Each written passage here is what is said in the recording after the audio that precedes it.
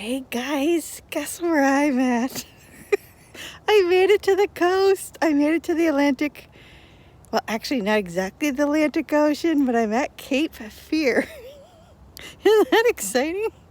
So, if you don't know where Cape Fear is, it's at the coastline of North Carolina. It's been quite a drive all the way from Kentucky yesterday morning. It was like 18, 20 degrees, and now it's like almost 60 here. Even though I'm still all covered up, you can see I'm covered up in turtleneck and sweatshirt and hat. But that's because I think I'm still unthawing. But anyhow, I am here at the state park, North Carolina State Park, and it's really cool. I have to tell you about this place because this place it's famous for something really cool. It's called Carolina Beach State Park, and it's known for the Venus Flytrap. You know, that plant that actually eats insects. It's got the little chompers on it. I'll have to show a picture of it later because, quite frankly, they're just popping out. It's winter here, right? Well, it's spring. I mean, as you can see behind me, the leaves are out. Isn't that exciting? Spring's here. And the Venus flytrap is opening up. So, anyhow, I was just driving through town and I was like, oh, there's a state park.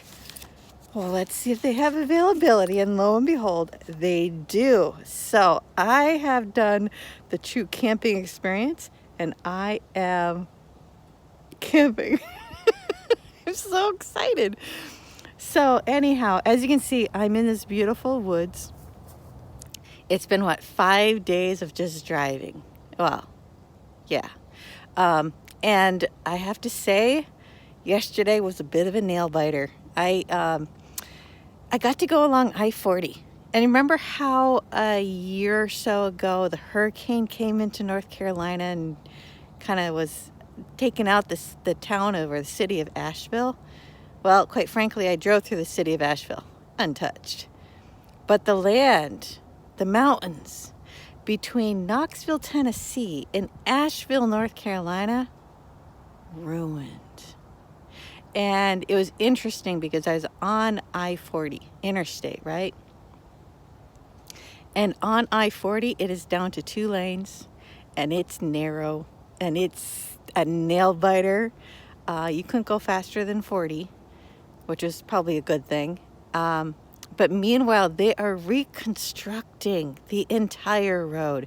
I mean, when they said, and I was just reminded, not just homes, but entire town. An entire town is gone. Gone. I mean, we don't think of we think of a town. We think, there's a couple hundred people that live there, maybe even 1,000 or more. Gone. I mean, the whole hillside with that interstate was on it was shredded in half.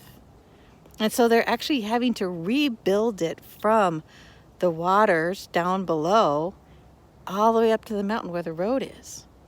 And it was fascinating because those big trucks I'm used to seeing up in mining country up in northern Minnesota are down here and they're helping rebuild the roads.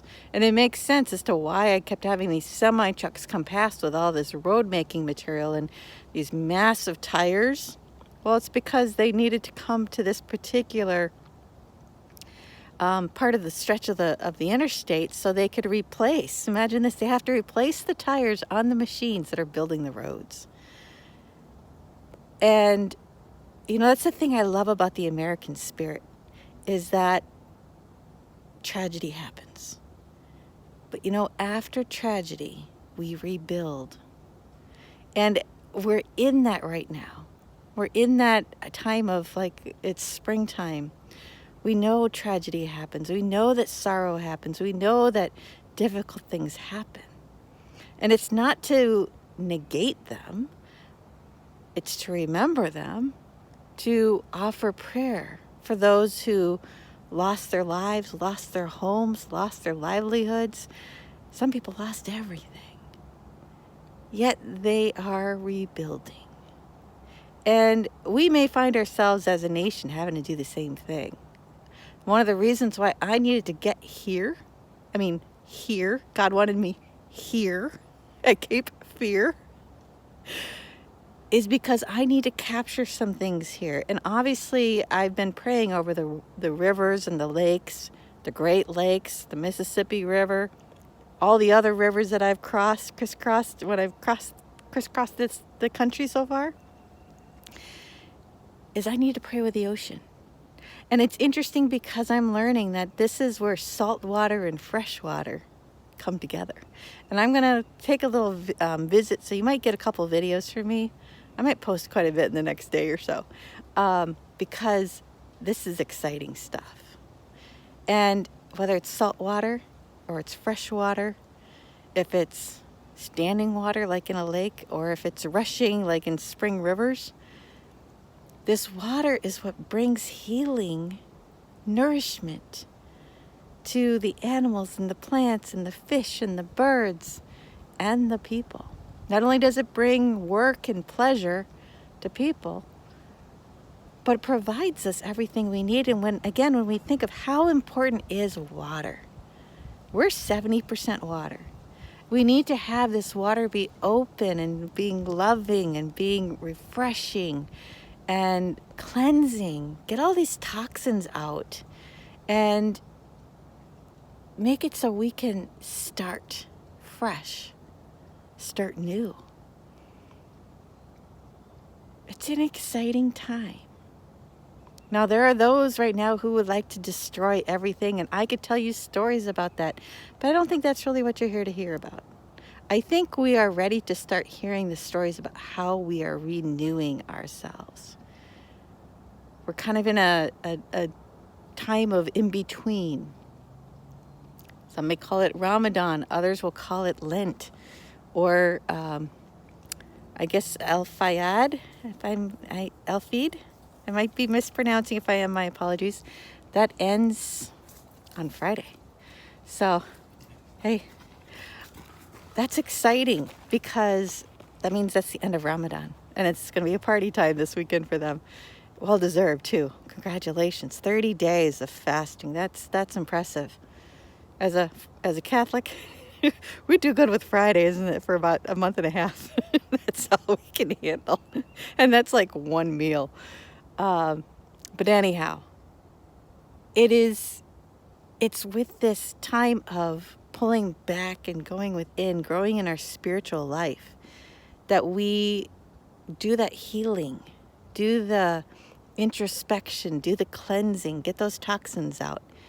Well, we're in that time as a country. We're in that time as a world. And we don't talk about this a whole lot.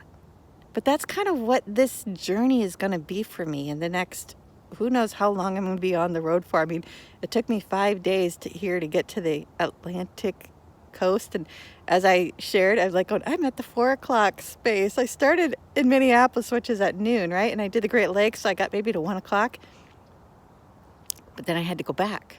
So I'm sorry I didn't get to the 2 and the 3 o'clock. And then I realized, actually, I probably would have done 3 o'clock. So it would have been around DC area. But, we had a time change. So we had to go forward due to the weather. But we had time change. So with the weather, we have now needed to move ahead. And so we're now at the 4 o'clock position. If we look at the country and we're like, what's the time? What's the time zone I'm in? And it's exciting because that's the goal, is to get all the way around the whole country and to pray for the country, to pray, and I hope you join me, to pray for healing, for nourishing, for cleansing and renewal. And with that, family, I'm going to go and I'm going to enjoy this awesome park. I'm going to go find some more trails, get some miles put in because I've been stuck behind a steering wheel for too long. So I'm going to catch you guys later. I'm going to post this later. Love checking in with you guys. Again, prayers, love them. Prayers, Prayer, please. And because I don't need any Venus Flytraps to be coming after me. But anyhow, I hope you guys have a fabulous day. And we'll check in again later. Love, joy, peace, and harmony.